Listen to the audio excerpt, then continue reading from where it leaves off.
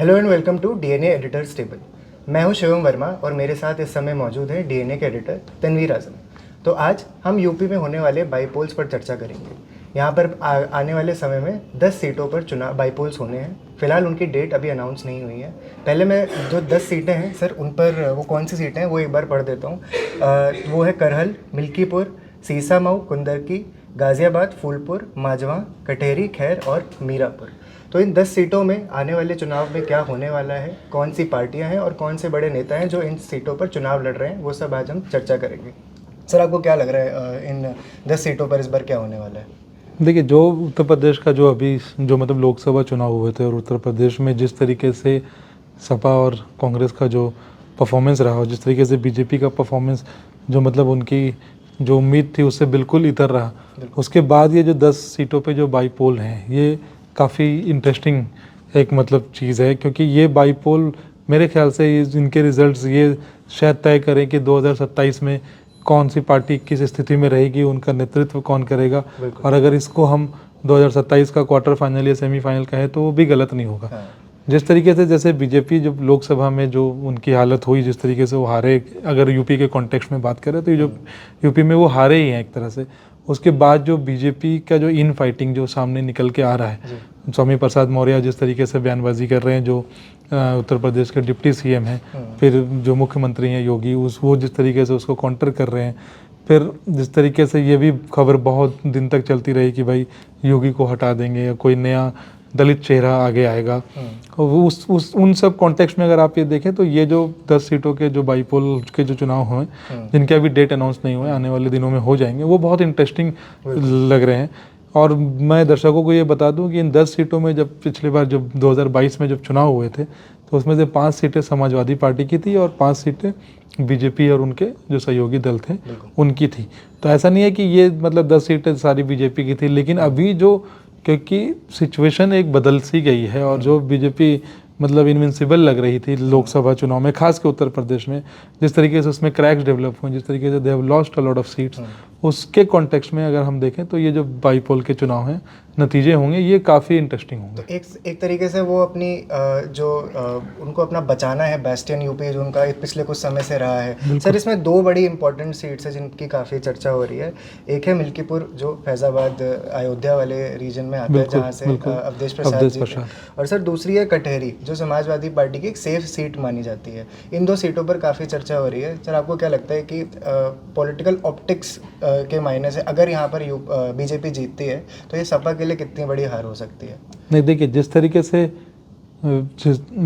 जब अयोध्या हारे, अयोध्या मतलब जो अयोध्या है वो एक कॉन्स्टिट्यूंसी है, वो फैज़ाबाद का जो पूरा लोकसभा कॉन्स्टिट्यूंसी उसमें 10 सीट जो जगह हैं उसमें से एक अयोध्या है। मिल्कीपुर भी उनमें से ही एक है। मिल्कीपुर से अवधेश प्रसाद एमएलए थे, उनको एमपी का टिकट दिया गया और वो जीत गए।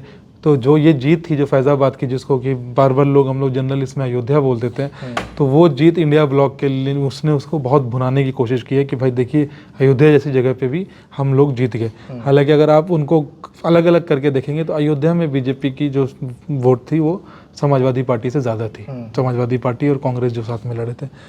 उसके बाद इन्होंने अवधेश प्रसाद को आप देखें तो फ्रंट रो में बैठते हैं, अखिलेश के साथ बैठते हैं, बिल्कुल बगल में बैठते हैं लोकसभा में, अखिलेश हर जगह उनको लेके जाते हैं। तो मिल्कीपुर की सीट जो है वो बीजेपी के लिए वो ये 10 के 10 सीटें नाक की लड़ाई है, बट मिल्कीपुर की सीट बहुत ज़्यादा उसमें अपना इन्वेस्ट कर रहे हैं। खास के सीएम योगी काफ़ी इन्वेस्ट कर रहे हैं। 3-4 मिनिस्टर वहाँ बैठाए गए हैं कि भाई हमें ये सीट किसी भी हालत में जीतनी है। फिर ये जो मोहित खान वाला पूरा जो प्रकरण हुआ है उसके बाद अब बीजेपी को लग रहा है कि शायद वो वहाँ से ये सीट निकाल ले जाए।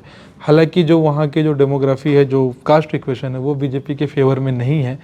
तो जैसा आप जानते हैं, जैसा हमारे दर्शक भी शायद जानते हो, और ये मतलब बहुत अच्छी बात नहीं है, बहुत प्राउड फील करने की बात नहीं है, लेकिन आज भी हमारे देश में कास्ट के आधार पे वोटिंग होती है। और मुझे लगता है कि all said and done Milkipur शायद बीजेपी चाहे जितनी भी ताकत लगा ले, लेकिन समाजवादी पार्टी का वो गढ़ है और वो समाजवादी पार्टी के पास ही रहेगा।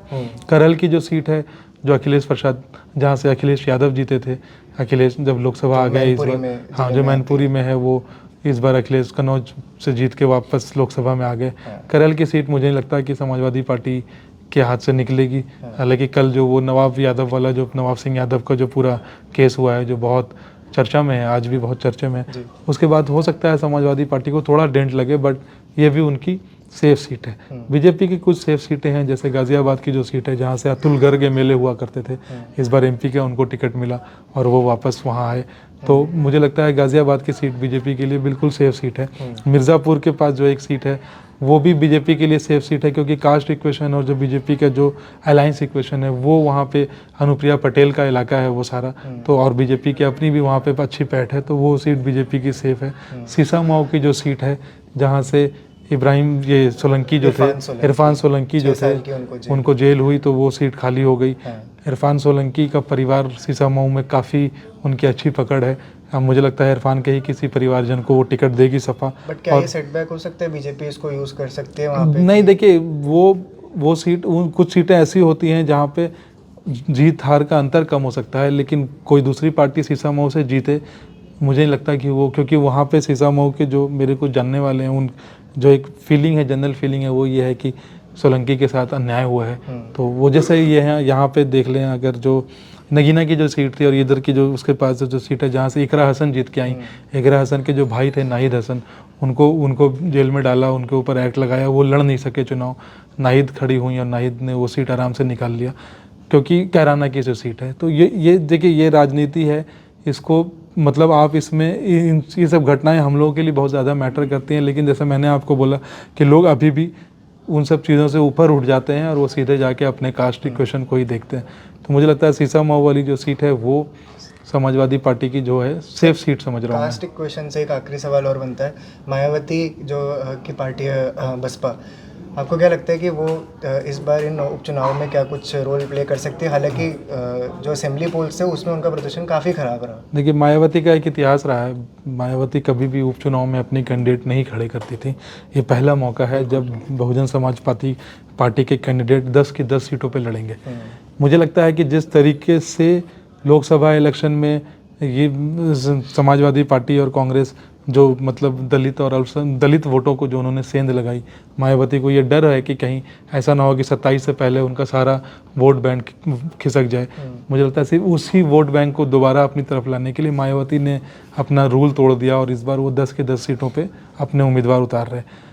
दोनों साइड पे इसका उनको लॉस होगा, समाजवादी पार्टी को भी लॉस होगा, क्योंकि वो लोकसभा में जो वो सीटें ज़्यादा लाए उसमें उनको अच्छा खासा समर्थन दलित वर्ग का भी मिला था, कांग्रेस को भी मिला था, बीजेपी को भी मिलता है, अब मिलता आ रहा है। तो ये मायावती किसका खेल खराब करेंगी, ये जब मायावती अपने कैंडिडेट अनाउंस करेंगी तब हम देखेंगे, क्योंकि लोकसभा में मायावती ने जब कैंडिडेट अनाउंस किए तो इस बार लोकसभा के चुनाव में मायावती के कैंडिडेट ने ज़्यादा बीजेपी का नुकसान किया था। तो अब ये देखना होगा कि असेंबली पोल में किसका नुकसान होगा। लेकिन हाँ, ये सवाल आपका अच्छा है। मेरे ख्याल से ये लड़ाई जो है वो BJP versus Samajwadi Party versus Bahujan Samaj Party की लड़ाई है। 10 सीटें फिर से बताता चलूँ, 5 सीटें उसमें समाजवादी पार्टी के पास थी, 3 सीटें बीजेपी के पास थी और 2 सीटें जो बीजेपी के अलायंस पार्टनर हैं उसके पास थी। इस बार अलायंस पार्टनर बदल गए हैं, आरएलडी भी उनके साथ आ गई है। मुजफ्फरनगर की जो मिर्ज़ापुर वाली जो एक मिर्ज़ापुर उसको बोलते हैं वो जो सीट है, वो सीट पिछले बार आरएलडी के कैंडिडेट ने जीती थी, उन्होंने बीजेपी के कैंडिडेट को हराया था। इस बार वो लोकसभा में आ गए, तो उस सीट पे आरएलडी उस सीट पे दावा ठोक रही है। मुझे लगता है आरएलडी को वो सीट मिल भी जाएगी।